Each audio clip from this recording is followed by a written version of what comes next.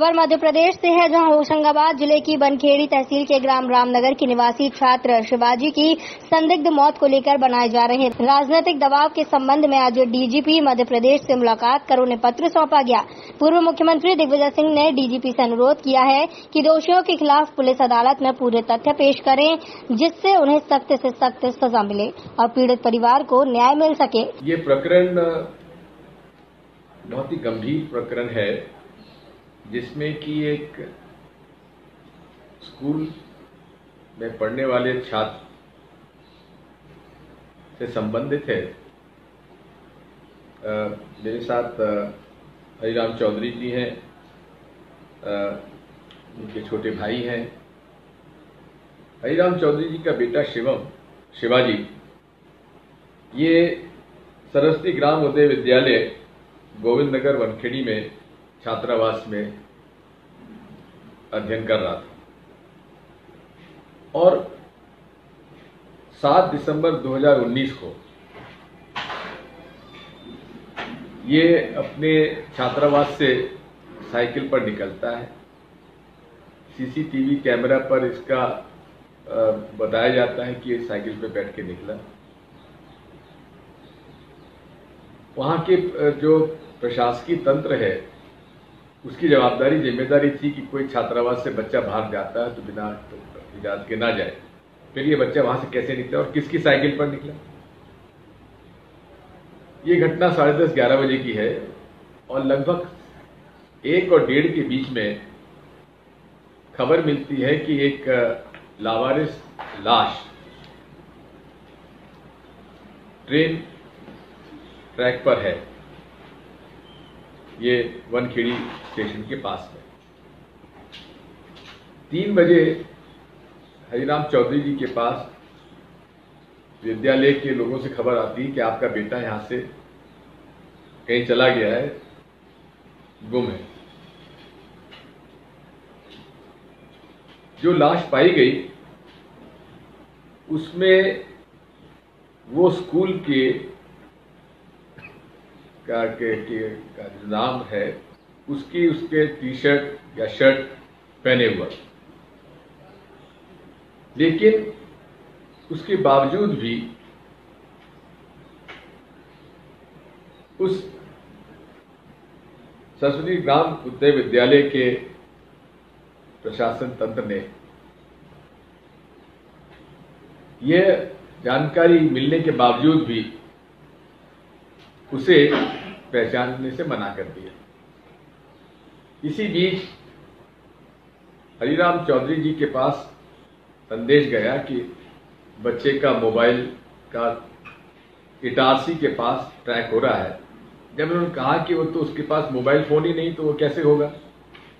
तो उनका नहीं, दूसरे किसी का फोन ले गया है, आप आ जाओ हमारे साथ इटारसी चलो। इसी बीच में इनको पता पड़ा कि एक लावारिस लाश मिली है और पिपरिया में थाने में उसे रखा गया है।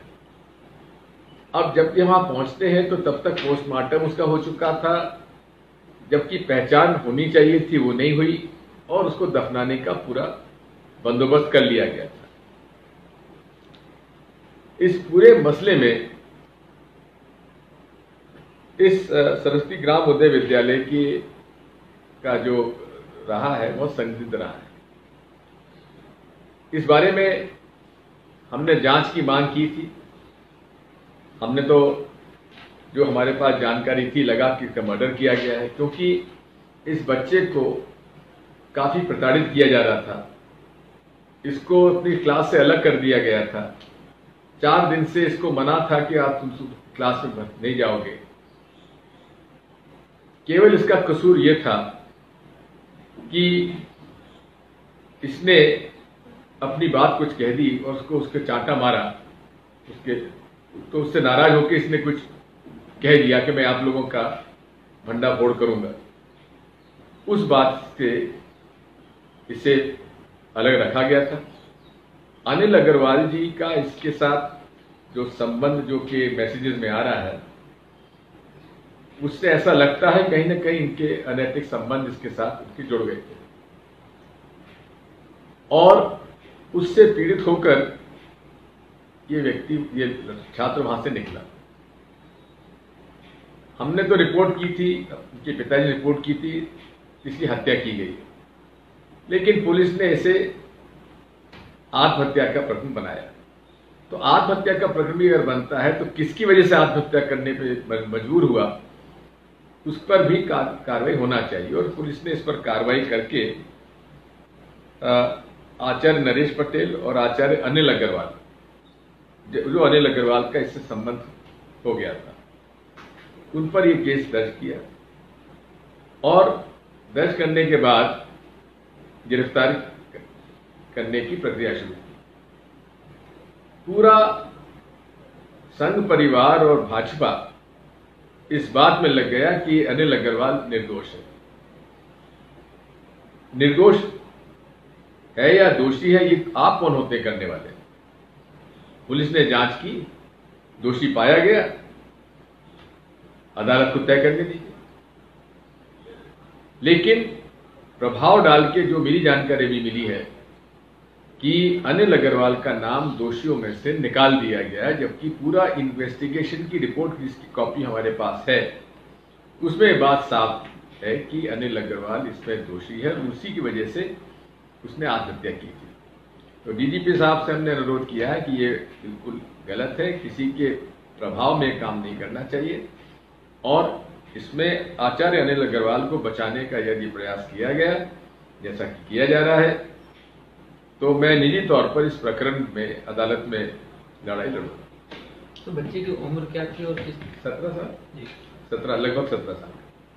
सर अभी वो पुलिस को मतलब चार्जशीट उसने पेश नहीं करी है जिसमें उसको अलग कर दिया गया है नाम में? अभी चार्जशीट पेश नहीं हुई, लेकिन हमें जानकारी जो मिली है उसमें यह कि इसका नाम अलग कर दिया गया है और एक और नाम जोड़ दिया गया है, प्राचार्य भवानी शंकर पाराशर का। इसमें तो हमारी ये गुजारिश है डीजीपी साहब से कि अनिल अग्रवाल को बिल्कुल न छोड़ा जाए, इसी की वजह से उसने आत्महत्या की है। अगर आत्महत्या की है तो आपको लगता है इनके पीछे आरएसएस के लोग हैं? निश्चित तौर पर, क्योंकि प्रमाण है, पूरा आरएसएस के लोग इसमें सिफारिश करने पहुंचे। स्वयं सीताशरण शर्मा जी, जिस दिन ये प्रकरण हुआ, केस रजिस्टर हो रहा था, उसी दिन पूरे सब लोग गए कि साहब ये निर्दोष है। तो ये सारी बातें इंगित करती है कि ये सरस्वती ग्राम उदय विद्यालय पूरा एक ऐसा अड्डा बना हुआ है जहां इस प्रकार के गलत तरीके अपनाए जाते हैं। खबर भारतवर्ष के लिए ब्यूरो रिपोर्ट। अपने शहर, अपने प्रदेश की ताज़ा खबरों के लिए लाइक करें, शेयर करें, सब्सक्राइब करें और हाँ, बेल आइकन दबाना ना भूलें, क्योंकि खबर हमारी, फैसला जनतंत्र का।